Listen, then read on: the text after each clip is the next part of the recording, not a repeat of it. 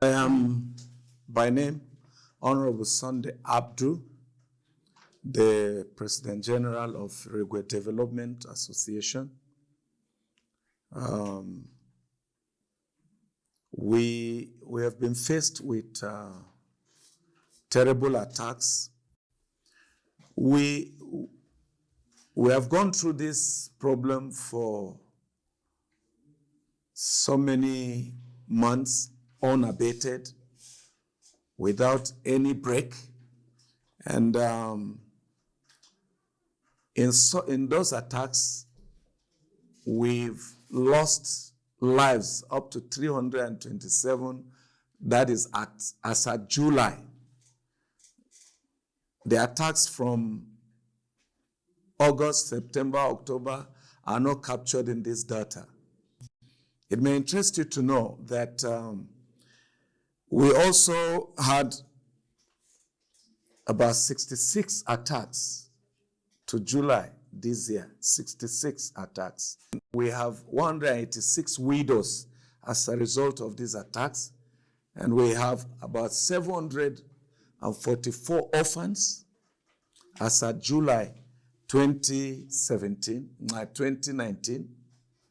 And we have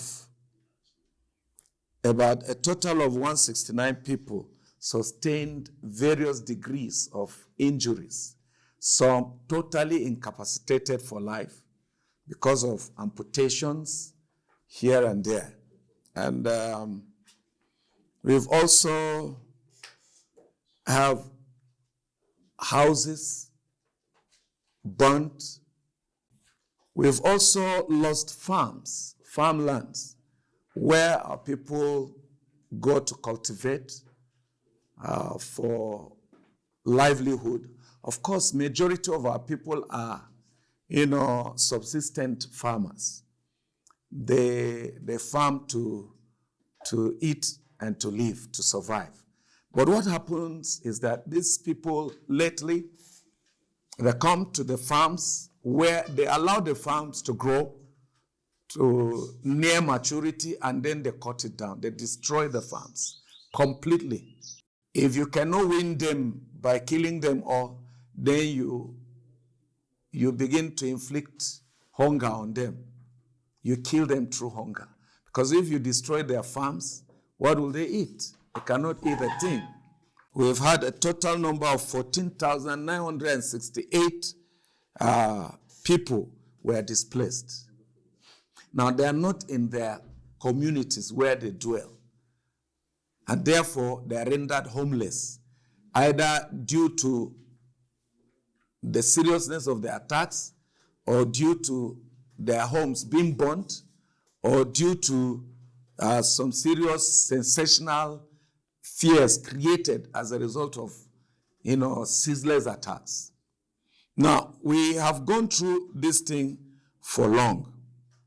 And like I said, a time, came where this attack was so ugly to the point that one wondered whether there is government in Nigeria or not. Why did I say so? We have the belief that some of these military people were complacent. They were complacent in the sense that a number of our people were killed in such a way that it will mean that there was connivance of the military, some of this military in our area, with the Fulani herdsmen. What do I mean? The soldiers asked our people to run to their camp where they were camping themselves. If they told the Meangwa, that is the wardhead, that if you hear any sign of gunshot, run to us. Now, the soldiers were staying in a primary school. And the wardhead wondered, what does that mean? He said, well, I'm just telling you, if you hear any sign of gunshot, run to us. So the wardhead accepted it and therefore told the people, he announced to the people. Lo and behold, there was a gunshot. Pa, pa, pa, pa, pa. And the people ran to the soldiers. in the primary school where they were camping themselves. And the soldiers put them inside the room, the classroom where they were staying, and lo and behold, the attackers showed up. The soldiers, instead of protecting the people, because they locked them in the classroom, the soldiers that were guiding them or guarding them, locked them in that classroom, and they were outside. So when the Fulanis came, these soldiers took cover and ran away.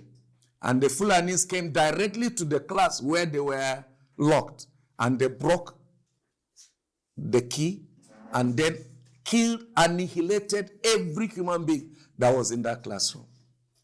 Now, none of the soldiers was injured.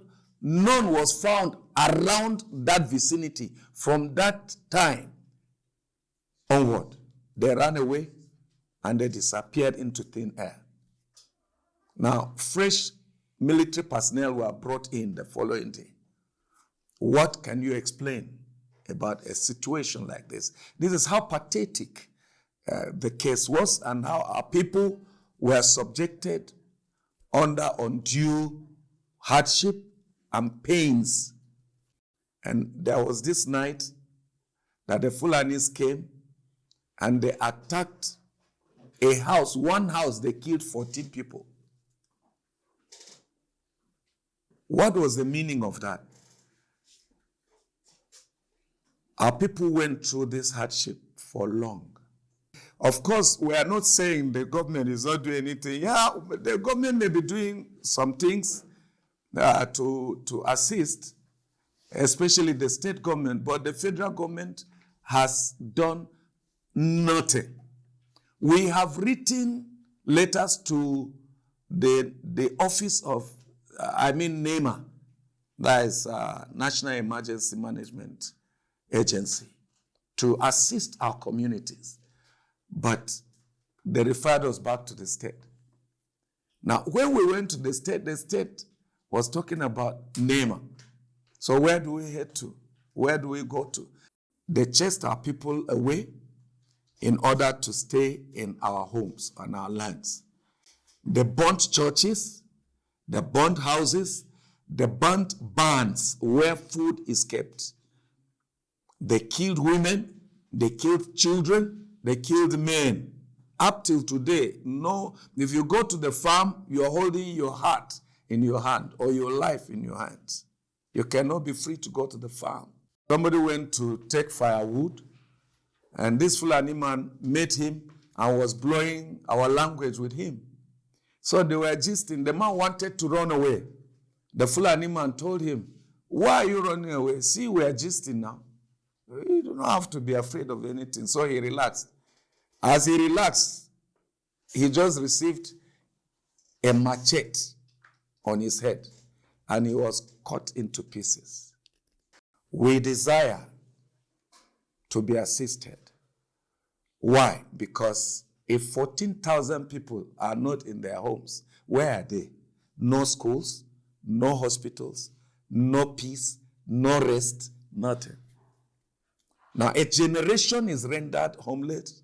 A generation is rendered uneducated. Therefore, we desire that the international community should come to our aid.